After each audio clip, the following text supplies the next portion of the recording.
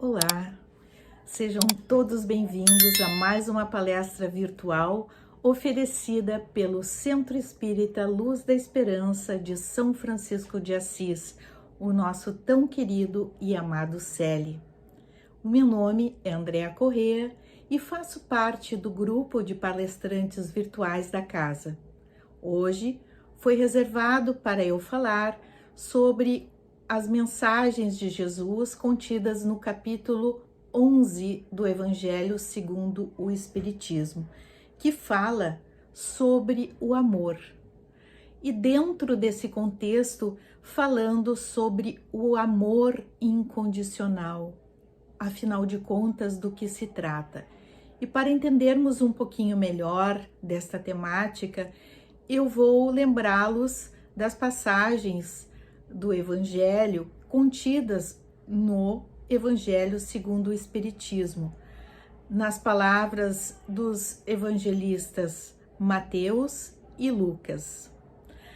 Assim, vou passar a falar sobre o que disse Jesus aos fariseus quando estes fariseus souberam que Jesus falou aos saduceus, e este foi muito direto e causou espanto aos saduceus. Aí os fariseus lhe perguntaram, eles na reunião perguntaram: Mestre, qual é o maior mandamento da lei? Jesus lhe respondeu: Amareis o Senhor vosso Deus de todo o vosso coração, de toda a vossa alma e de todo o vosso espírito. Este é o maior e o primeiro mandamento. E eis o segundo, que é semelhante àquele: Amareis vosso próximo como a vós mesmos. Toda a lei e os profetas estão contidos nestes dois mandamentos. Essas palavras estão em São Mateus, no capítulo 22, versículos 34 a 40. E no desdobramento desta fala, Jesus diz: Fazei aos homens tudo o que quereis que eles vos façam, porque é a lei e os profetas. Isso está em Mateus, capítulo 7, versículo 12. E assim segue: Tratai todos os homens da mesma forma que quereríeis que eles vos tratassem. Falando assim, Lucas, no capítulo 6, versículo 31. O amor incondicional vem dessas palavras básicas e originárias, cuja fonte é Deus. Já desde os 10 mandamentos inspirados por Moisés, Jesus traz pela segunda vez essas mesmas leis: amar a Deus sobre todas as coisas, de toda a sua alma, de todo o seu espírito, e também amar ao próximo como a si mesmo. Amar a Deus sobre todas as coisas indica que todos nós precisamos entender o que é o amor e de onde vem esse amor. E assim, o próprio Evangelho traz uma passagem que diz o seguinte: Jesus trazendo o entendimento de como Deus trata o seu filho, como se ele fosse, Deus, um rei, e o filho fosse um servidor deste rei. E assim esse filho chega ao rei devedor de 10.000 talentos.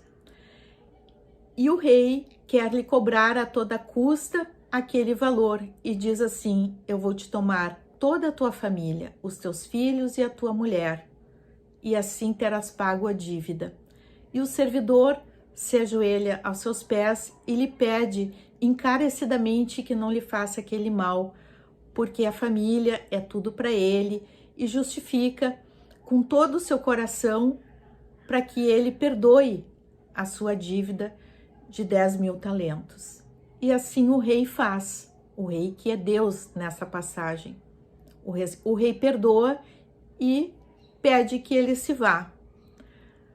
Na rua, esse servidor encontra um outro companheiro seu que lhe deve outros tantos talentos. Lhe deve uma dívida bem melhor, 10 talentos, por exemplo. E aí, o que esse servidor que foi perdoado pelo rei faz? Ele vai com toda a sua ira e exige a todo custo o pagamento. Aí, o rei, sabendo disto, pega e manda chamar esse servidor que foi perdoado e lhe prende. Lhe dá toda a pena, toda a sua ira, coloca toda a sua ira sobre ele e ele vai preso. Então, assim é o aprendizado do amor a Deus. Ele nos dá a capacidade de imitá-lo da forma como Deus perdoou a dívida do servidor, o rei perdoou a dívida do servidor. Nós também, como sendo servidores, também devemos perdoar aquele que nos deve. Então percebam que nós precisamos dessa recíproca em nossas vidas, nós precisamos estar atentos de que todo o bem que nos foi feito ou que nos foi concedido por Deus, também nós deveremos trazer isso para as nossas vidas, para o nosso aprendizado evolutivo como espíritos e fazer a mesma coisa. Porque o objetivo do amor incondicional é livrar todo o egoísmo, todo o orgulho, toda a vaidade das nossas ações. Não precisamos sacrificar como os mártires, os santos mártires que iam alegres para o Calvário, né? Não precisamos sacrificar o nosso sono, a nossa integridade física para fazermos o bem. Precisamos sim de eliminarmos o orgulho, a vaidade e tudo que nos faz mal para cultivar este amor incondicional. E aí a gente traz uma coisa chamada regra áurea. O que é a regra áurea? A regra áurea está contida em Mateus, nesse próprio capítulo que a gente está refletindo, né?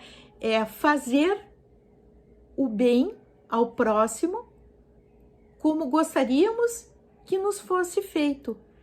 Então, esta máxima, esta regra áurea, está contida em toda a nossa história, através dos gregos, dos persas, dos chineses, dos egípcios, dos hebreus, enfim. Todos eles traziam esta máxima filosófica de fazer o bem, esperar e fazer o bem ao próximo, como se esse próximo também pudesse fazer o mesmo por nós. Mas a diferença é que Jesus veio nos trazer um outro detalhe, um outro ingrediente para que esta regra se tornasse efetivamente prática. Como fazer isso na prática? Então, Jesus, como humano, ele foi às praças públicas, ele se expôs, ele pôs em prática todo o bem, todo o amor de Deus como homem encarnado na Terra, para que todos nós pudéssemos aprender com ele. Então, devemos perceber que esse ícone da história do Evangelho caminha conosco, porque nós somos seres criados a partir do instinto. Somos primordiais nesta caminhada como terrenos férteis para a prática do sentimento do bem. E nos linkamos e nos ligamos a Deus através desta prática. E o amor incondicional vai sendo percebido por nós, porque o amor incondicional vem de Deus. E Ele espera que todos nós tenhamos igualdades de condições para alcançarmos esse amor. Através da prática do bem, através da prática do amor, tendo fé e praticando a caridade de uma forma construtiva, não só para nós, mas para o próximo. Lembrando aqui da passagem do dai a César o que é de César, né? Mais uma vez os fariseus perguntando, querendo se eximir da obrigação de pagar tributos, perguntaram a Jesus se deviam pagar os impostos. Aí Jesus disse, como todos nós já sabemos, né? Já ouvimos alguma vez, ele disse, dai a César o que é de César e a Deus o que é de Deus. E essa passagem, o que quer nos dizer? O que quer nos dizer dentro do amor, dentro da nossa temática do amor incondicional? Que nós devemos colocar no lugar certo as obrigações, os direitos e os deveres com a nossa família, os deveres com a sociedade e os deveres com a humanidade. Os deveres que nós temos junto à nossa família, por exemplo, vamos ajudar um irmão, vamos ajudar os pais, como se nós quiséssemos na nossa velhice que os nossos filhos, que os nossos entes queridos nos tratassem. Nós vamos buscar fazer o bem à sociedade, nos engajando alguma campanha solidária, esperando que aquele bem se propague no meio ou entre todos aqueles que precisem. O egoísmo realmente deve ser erradicado de nossas vidas. O egoísmo precisa nos tirar deste lugar instintivo. Precisamos nos reconhecer como sementeiras fecundas, como bem diz o Evangelho. Precisamos entender que o nosso sentimento de amor precisa ser cultivado. O amor incondicional é como se fosse o amor daquela mãe que dá a luz e olha para aquele filho. Filho, eu te amo e tu vais ser o amor da minha vida aqui na terra e por ti eu farei todo o bem. Com esse mesmo sentimento de maternidade, todos nós devemos cultivá-lo, né? Para propagar e para cultivar esta beleza que Deus nos traz, que Deus confia, e que até mesmo o maior coração duro, o maior coração que não se expõe ao bem, Deus confia que um dia ele irá melhorar, que ele vai evoluir, que ele vai dar bons frutos. Todos nós estamos nessa caminhada evolutiva e merecemos este bem, este amor, este reconhecimento do Criador e desenvolver aqui na Terra esta capacidade, porque aqui é uma grande escola para o aprendizado do amor incondicional. Sejamos incondicionalmente disponíveis a esta oportunidade evolutiva que Jesus na Terra nos ensinou tão bem e nos trouxe tanto carinho, tanto amor. E nesta seara, nessa toada, eu gostaria de passar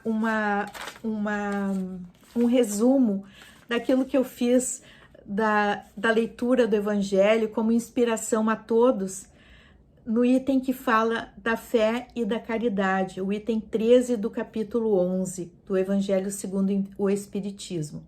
Diz assim: a felicidade está destinada ao homem neste mundo. Devemos procurá-la não nos prazeres materiais, mas no bem. A história da cristandade fala dos mártires que foram ao suplício com alegria, mas hoje isso não é preciso para sermos cristãos, nem do sacrifício do mártir, nem do sacrifício da vida. Mas, única e simplesmente, precisamos sacrificar o nosso egoísmo, o nosso orgulho, a nossa vaidade. Triunfaremos se a caridade nos inspirar e a fé nos sustentar. E aí a gente acrescenta com outro trecho do Evangelho. Por quê? Porque o endurecimento do coração humano um dia cederá ao amor verdadeiro. Por quê? Porque somos sementeiras férteis e fecundas. Meus irmãos, fiquem com Deus, na paz de Jesus e até o próximo encontro. Que assim seja.